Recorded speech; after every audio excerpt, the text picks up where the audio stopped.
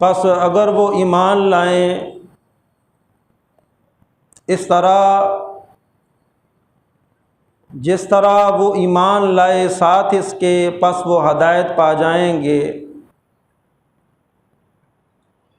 اور اگر وہ پھر جائیں پس بے شک وہ عداوت میں ہیں، پس ان قریب آپ کی طرف سے ان کے لیے اللہ کافی ہو جائے گا، اور وہ سننے والا جاننے والا ہے۔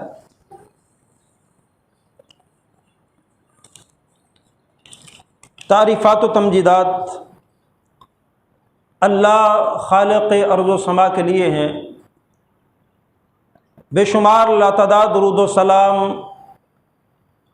امام الرسل ختم الرسل جناب محمد رسول اللہ صلی اللہ علیہ وسلم کی ذات عالی کے لیے۔ محترم سامعین کرام اور معزز سامعات، دنیا میں جتنے انبیاء اور رسول تشریف لائے، ہر نبی اور ہر رسول کا کوئی نہ کوئی پیروکار تھا، اور وہ پیروکار یقیناً جنت کے راستے پر چلنے والے تھے، اور سب سے آخری نبی امام الرسل ختم الرسل جناب محمد رسول اللہ صلی اللہ علیہ وسلم جب تشریف لائے، آپ نے انبیاء اور رسول کا سلسلہ ختم کر دیا۔ آپ نے نبوت پر مہر لگا کر قیامت تک نبوت و رسالت کے سلسلے کو ختم کر دیا، اور آپ کے جو پیروکار ہیں وہ امت محمدیہ، اور رسول اللہ صلی اللہ علیہ وسلم نے بڑے خوبصورت انداز میں آپ نے وضاحت فرمائی، انا آخر الانبیاء وانتم آخر الامم، کہ میں انبیاء میں سے آخری نبی اور تم امتوں میں سے آخری امت ہو، اور اس امت کے بہترین افراد وہ پیروکار تھے جو محمد رسول اللہ صلی اللہ علیہ وسلم کے ساتھ رہنے والے تھے، آپ کے ساتھ شب و روز بتانے والے تھے، آپ کے ساتھ قیام رکوع اور سجدے کرنے والے تھے، آپ کے ساتھ وہ فاقے بھی کاٹنے والے تھے، آپ کے ساتھ وہ میدان جنگ میں کود جانے والے بھی تھے، آپ کے ساتھ ہر لمحہ ہر لحظہ گزارنے والے امت محمدیہ کے بہترین افراد وہ صحابہ کرام تھے، اور صحابہ کرام کے اندر جو بہترین افراد تھے ان کے بارے میں نبی کریم صلی اللہ علیہ وسلم نے فرمایا، علیکم بسنتی وسنت الخلفاء الراشدین المہدیین، کہ لوگوں میری سنت کو مضبوطی سے تھام لینا، اور میرے خلفاء راشدین کی سنتوں کو بھی مضبوطی سے تھام لینا۔ گویا اس امت کے بہترین افراد خلفاء راشدین ہیں۔ آج ان چار ہستیوں میں سے میں جن کا تذکرہ کرنے جا رہا ہوں، طبقات ابن سعد کے مطابق وہ اسلام لانے والوں میں سے چوتھے نمبر پر تھے،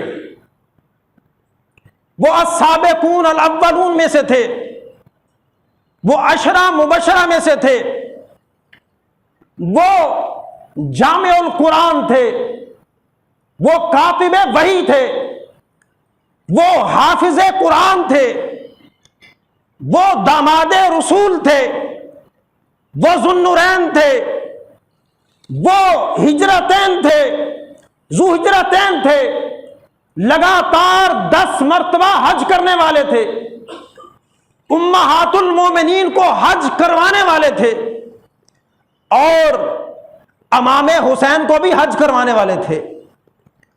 تاریخ اسلام کے اندر ان کو سیدنا عثمان بن عفان کے نام سے یاد کیا جاتا ہے۔ وہ عظیم شخصیت کہ جن کے بارے میں نبی کریم صلی اللہ علیہ وسلم نے اتنے زبردست الفاظ استعمال کیے کہ جب سے یہ کائنات بنی ہے کسی نبی نے اپنے پیروکار کے لیے ایسے الفاظ استعمال کیے ہی نہیں ہیں۔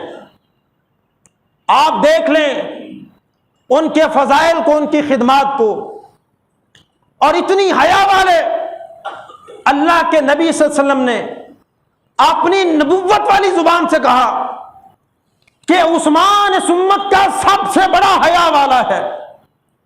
اور گواہی کیسے پیش کی؟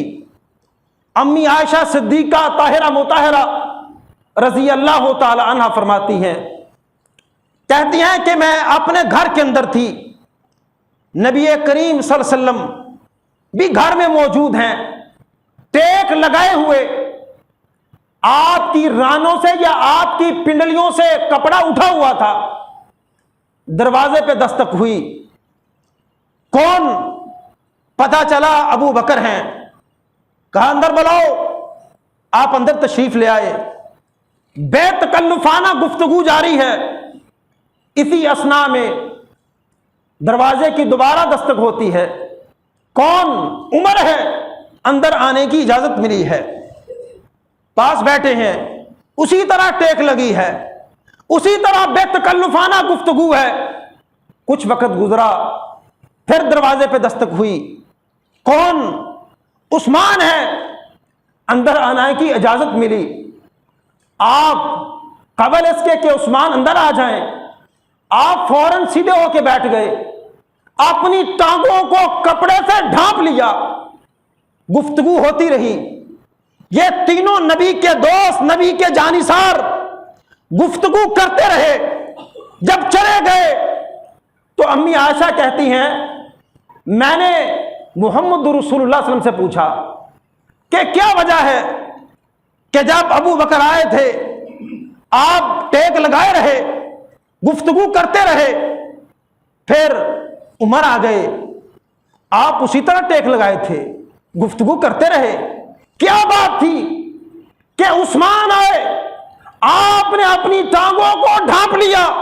دو مختلف روایات ہیں، ایک کے اندر آپ کا جواب یہ ہے، آپ فرماتے ہیں کہ عائشہ عثمان اتنی حیا والا ہے، اگر وہ اس حالت میں دیکھتا تو واپس پلٹ جاتا، وہ مجھ سے بات نہ کر پاتا۔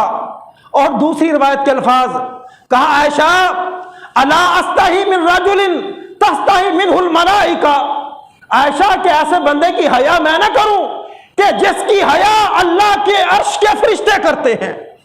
یہ وہ عثمان ہے کہ سب سے زیادہ حیا کے مالک۔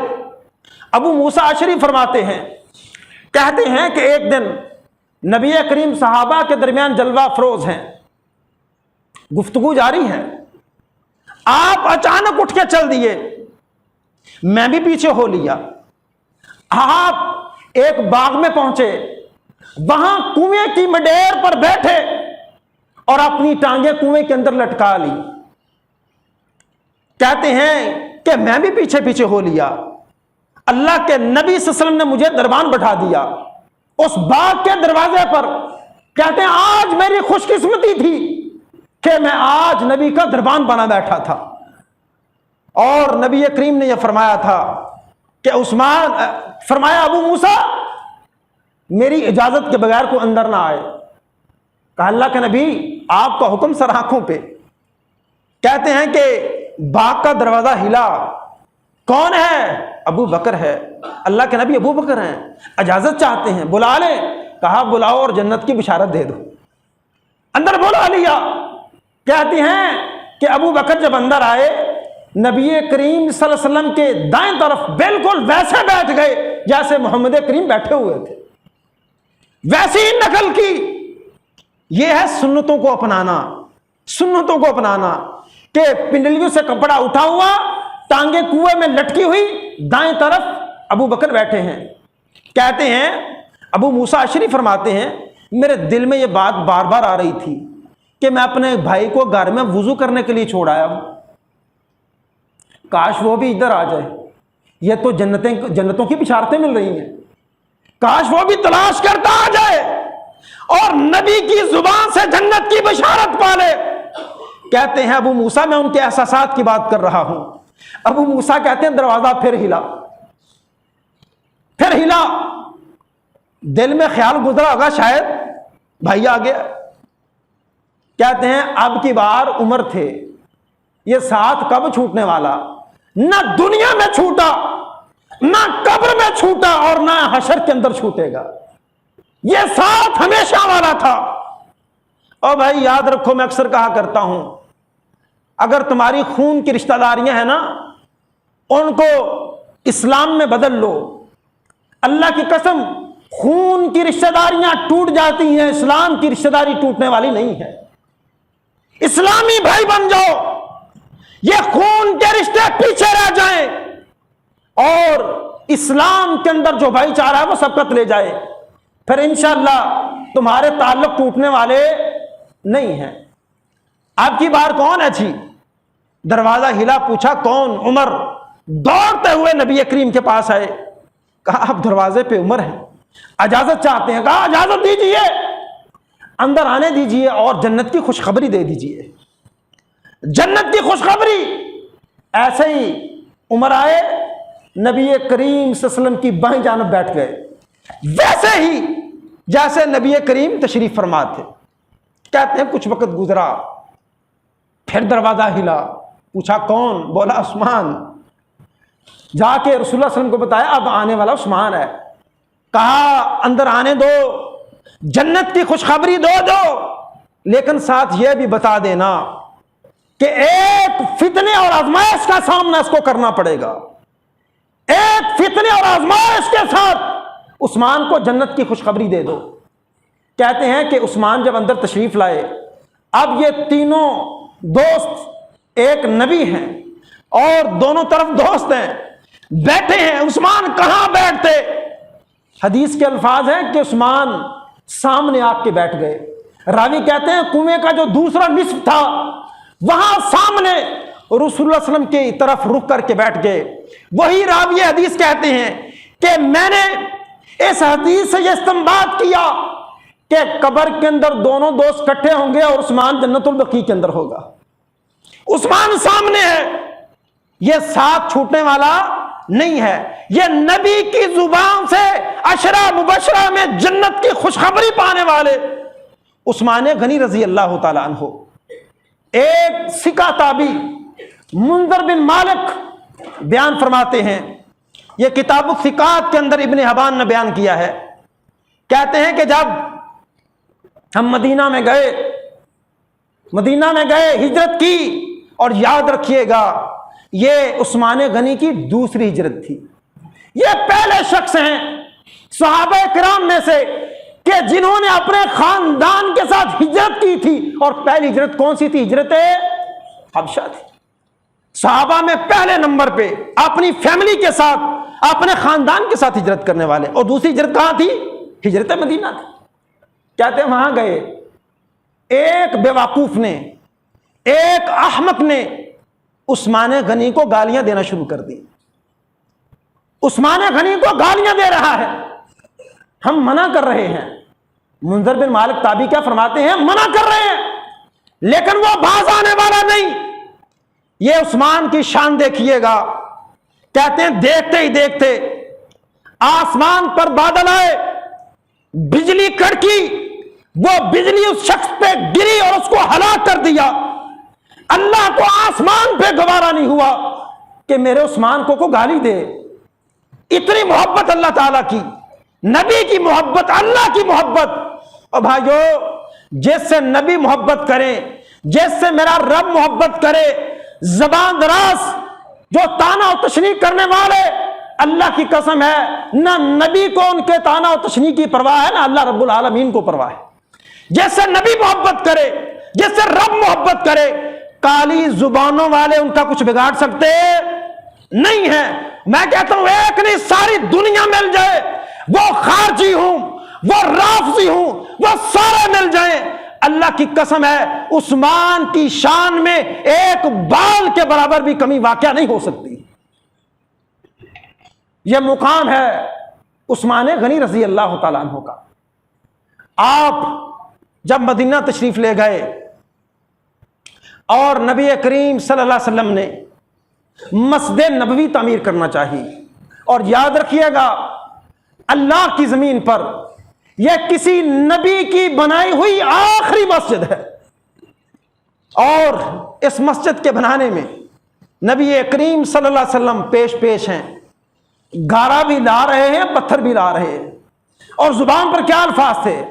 اللہم لا عیش الا عیش الآخرہ، اے اللہ دنیا کی زندگی بھی کوئی زندگی ہے، زندگی تو آخرت کی ہے۔ یہ رسول اللہ صلی اللہ علیہ وسلم کی زبان پر الفاظ تھے۔ جب مسجد نبی بنی ہے اور وہ وقت بھی آیا کہ جب مسجد نبوی کا چھپر ٹپکنے لگا، بارش ہوتی، نبی کریم کائنات کے سب سے افضل چہرے والے جب اپنا چہرہ زمین پہ رکھتے تو خاک آلود ہو جاتا، کیچڑ لگ جاتا۔ اس مسجد کو درست کروانے کے لیے جب دیکھا کہ نبی کے سامنے جانثار بڑھتے چلے جا رہے ہیں، جمعے کے روز نبی کے درس میں جگہ کم پڑتی چلی جا رہی ہے، تو آپ نے اپیل فرمائی، کون ہے جو اس مسجد کے احاطہ کو وسیع کرنے کے لیے یہ 7 والی جگہ خرید دے؟ عثمان کھڑے ہوتے ہیں۔ اللہ کے نبی آپ کو عثمان کے ہوتے ہوئے اپیلیں کرنے کی ضرورت نہیں ہے، یہ عثمان خریدے گا۔ عثمان غنی رضی اللہ تعالیٰ عنہ نے وہ مسجد نبوی کا ٹکڑا خریدا، نبی کی مسجد کے لیے وقف کر دیا، اور کائنات کی سچی زبان سے جنت کی بشارت اور خوشخبری پا لی۔ اے عثمان یہ ٹکڑا مسجد کے حوالے تو کر دے، آخرت کے دن اللہ سے جنت کا ٹکڑا میں لے کے دوں گا۔ مالدارو، عثمان غنی تمہارے لیے بہترین مثال کہ اللہ نے عثمان کو مال دیا تو سارے کا سارا مال اللہ کے دین پہ خرچ کر کے رب کی جنتوں کا سودا کر لے گا۔ کبھی ہچکچائے نہیں ہیں، کبھی پریشان نہیں ہوئے۔ اور جب آپ کی خلافت کا زمانہ تھا اس وقت بھی آپ نے مسجد کو وسیع کرنا چاہا، بہت سارے لوگوں نے باتیں کی، لیکن آپ مصر تھے کہ مسجد تنگی دامہ کا شکوہ کرتی ہے، اس کو وسیع کرنا پڑے گا۔ پھر بھی عثمان غنی نے ذاتی مال سے مسجد نبوی کو وسیع کیا تھا۔ بات یہاں ختم نہیں ہوتی، آگے بڑھیے۔ وہ موقع کہ جب مدینے کے یہودی ساری تجارتوں پر غاصب تھے، وہ قابض تھے، وہ وقت مسلمانوں پہ بڑا سخت وقت تھا، بھوک اور افلاس۔ آپ جانتے ہیں بدر میں کیا حالات تھے، آپ جانتے ہیں احد میں کیا حالات تھے، آپ جانتے ہیں خندق میں کیا حالات تھے کہ جب نبی نے اپنے پیٹ پہ ایک ایک نہیں 2 پتھر باندھے ہیں۔ یہ مسلمانوں کی معیشت کا حال تھا۔ پانی کے لیے وہ لب جو اللہ کی زمین پہ کلمہ توحید بولنے والے تھے، وہ صحابہ کرام کے لب پانی سے تشنا ہے، پانیوں کے کنووں پر یہودیوں کا قبضہ۔ جب ہجرت ہوئی بیر روما، ایک ہی مدینہ طیبہ کے اندر میٹھے پانی کا کنواں تھا جو قابل استعمال تھا، پینے کے قابل تھا۔ کہا کون ہے جو یہ میٹھے پانی کا کنواں خریدے اور مسلمانوں کے لیے وقف کر دے؟ جب بھی نبی کریم نے اپنی زندگی کے اندر اپیل کی، عثمان سے آگے کوئی بڑھ نہیں سکا ہے، کوئی نہیں بڑھ سکا۔ کہا اللہ کے نبی میں حاضر ہوں۔ بعض روایات کے اندر کہ آدھا کنواں خریدا، ایک دن مسلمانوں کی باری اور ایک دن یہودیوں کی باری۔ لیکن دیکھیے مسلمان، یہ تاریخ اسلام کیا بتلاتی ہے کہ جس دن مسلمانوں کی باری تھی نا، یہودیوں پر پابندی نہیں لگائی ہے. جس دن مسلمانوں کی باری تھی یہودیوں میں پابندی نہیں لگائی کہ اس دن تم پانی نہیں لے سکتے. ہاں، جس دن یہودیوں کی باری ہوتی تھی اس دن مسلمانوں پہ پابندی ہوتی تھی. یہ میں تم کو ان کے آبا کی کہانی سنا رہا ہوں، ان کے آبا کی یہ سیرت سنا رہا ہوں کہ جن کی تعریفیں کرتے تمہاری زبانیں تھکتی نہیں ہیں. آج مسلمانوں کو گالی گلوچ کرتے ہو اور کہتے ہو جو جا کے دیکھو یورپ ترقی کر گیا، جو جا کے دیکھو یورپ آگے نکل گیا، جو جا کے دیکھو یورپ کہاں پہنچ گیا. اللہ کی قسم، یورپ جہاں بھی پہنچ جائے لیکن نبی کے امتی کے پاؤں کی خاک جیسا بھی اللہ کی قسم نہیں ہو سکتا. تم موازنے کرتے ہو، اور مسلمان کو مثال دینی ہے تو دو وہ ابو بکر صدیق کی خلافت کی دو نا. مسلمان کو مثال دینی ہے عمر فاروق کی خلافت کی دو.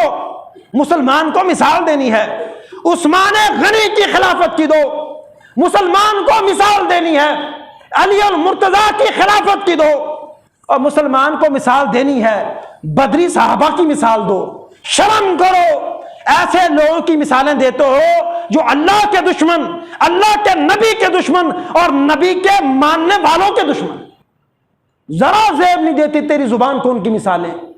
یہ ہیں جس دن یہودیوں کی باری ہے مسلمانوں پہ پابندی ہے.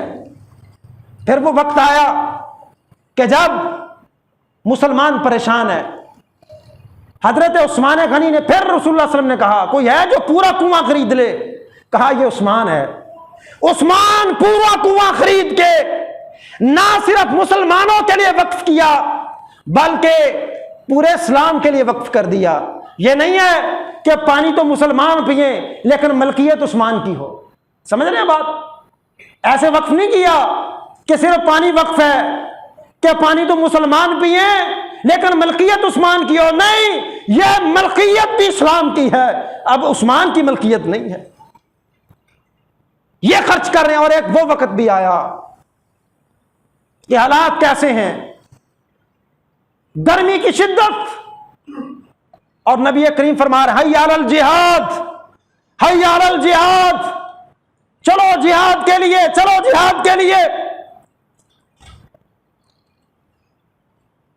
یہ جہاد کی صدائیں ہیں، جہاد کی ندائیں ہیں، لیکن پاس پیسے نہیں ہیں، سواریاں نہیں ہیں، تیر و تلوار نہیں ہے.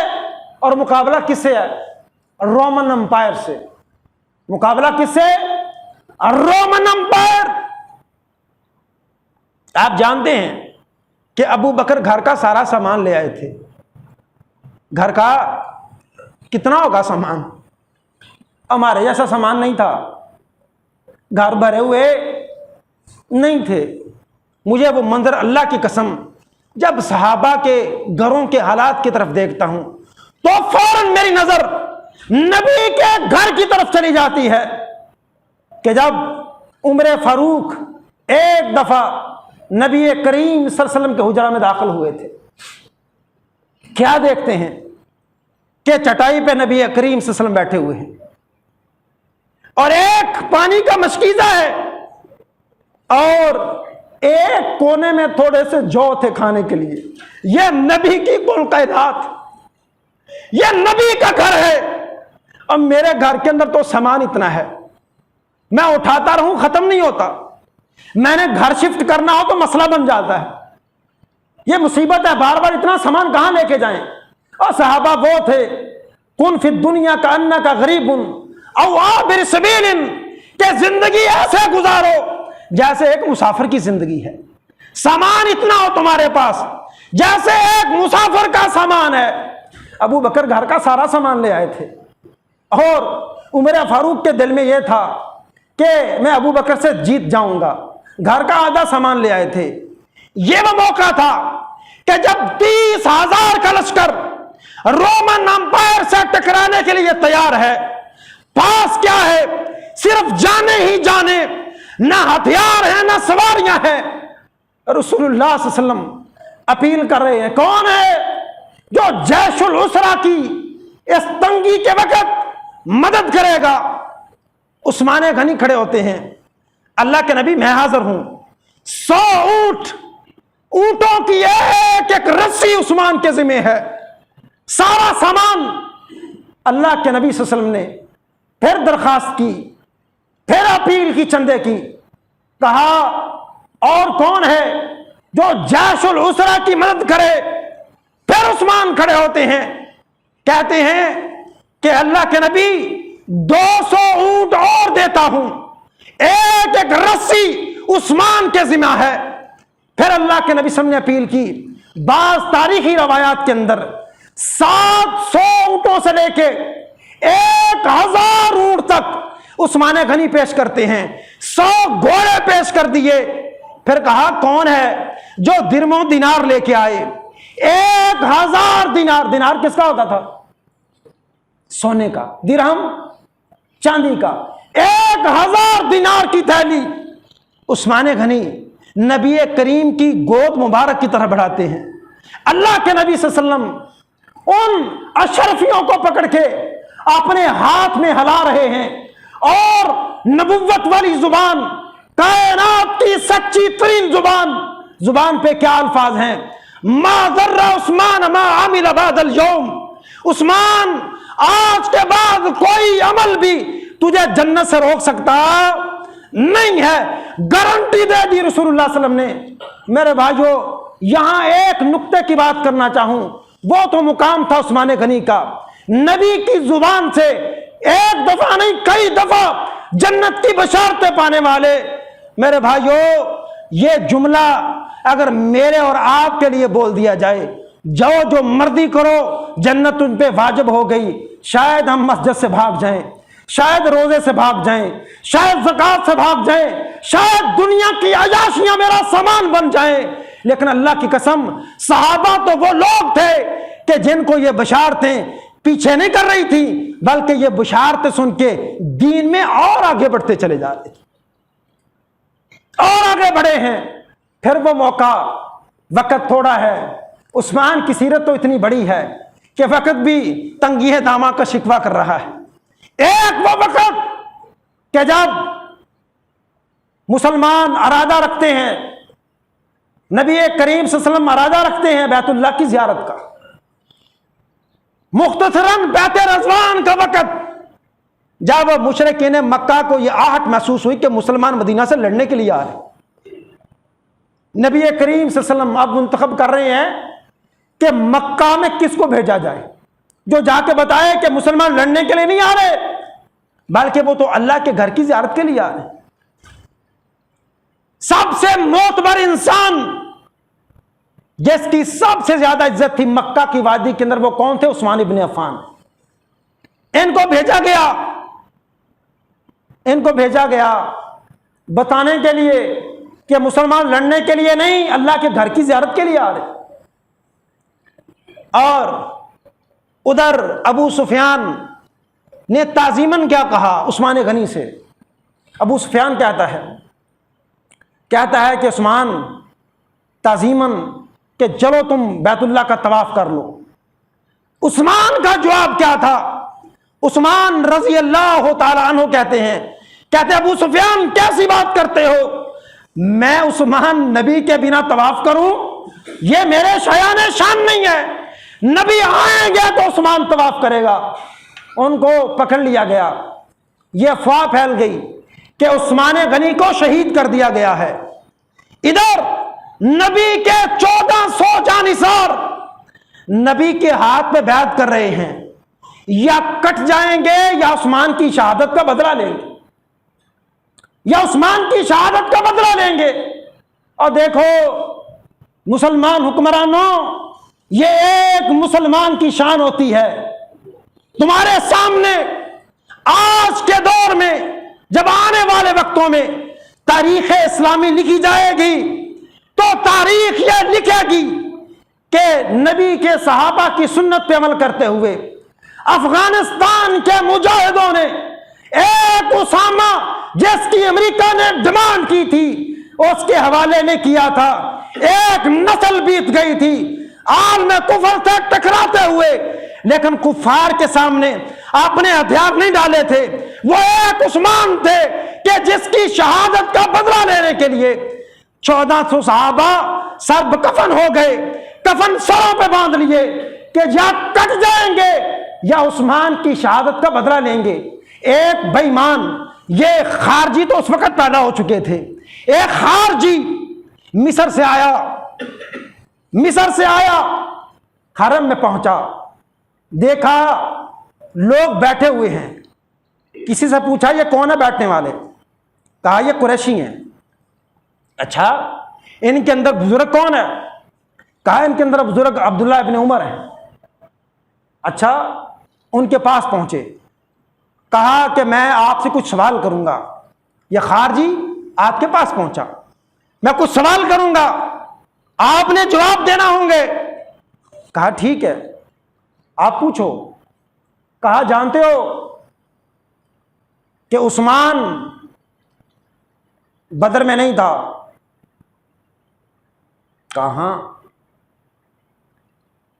جانتے ہو عثمان جنگ احد کے دن بھاگ گیا تھا؟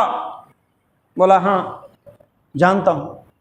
جانتے ہو جب بیعت رضوان ہو رہی تھی عثمان وہاں نہیں تھا؟ جب عبداللہ ابن عمر نے اس کے ان تینوں سوالوں کے جواب میں کہا ہاں میں جانتا ہوں، اس خارجی نے اللہ اکبر کا نعرہ لگایا۔ ایسے ہی ہوتے ہیں لوگ، جب مطلب نکلے اگلے کی بات سننے کے لیے تیار نہیں ہے، بس جی میرا مطلب پورا ہو گیا، کہتا ہے رک پتر جانا کتنے، ان کے جواب بھی لے کے جاؤ، صرف سوال نہیں ان کے جواب بھی لے کے جاؤ۔ کہا پہلی بات جہاں تک احد کی بات ہے، جہاں تک احد کی بات ہے تو اللہ نے قرآن میں کہہ دیا کہ رب کریم نے ان کو معاف فرما دیا۔ جب یہ کفار نے حملہ کر دیا 50 تیر انداز، جب آپ نے اس ڈیوٹی سے ہٹ گئے، وہ درہ چھوڑ دیا، مسلمانوں کو عارضی طور پہ شکست کا سامنا کرنا پڑا۔ تو اللہ نے قرآن میں کہہ دیا ہے کہ اللہ کریم نے ان کو معاف فرما دیا ہے۔ جہاں تک رہی بدر کی بات، تو بدر کے موقع پر نبی کریم کی بیٹی رقیہ رضی اللہ تعالی عنہا وہ عثمان غنی کے نکاح میں تھی، اور یہ عثمان جانا چاہتے تھے، غزوہ بدر لڑنا چاہتے تھے، لیکن نبی نے کہا تھا عثمان تم گھر میں ٹھہرو، اس رقیہ کی تیمارداری کرنا، اس کا خیال رکھنا، تمہارے لیے اجر اتنا ہی ہوگا جتنا وہ مجاہد جو غزوہ بدر میں لڑے گا، اور تمہیں مال غنیمت بھی انہی کے برابر ملے گا۔ حکم کس کا ہے؟ محمد رسول اللہ صلی اللہ علیہ وسلم کا۔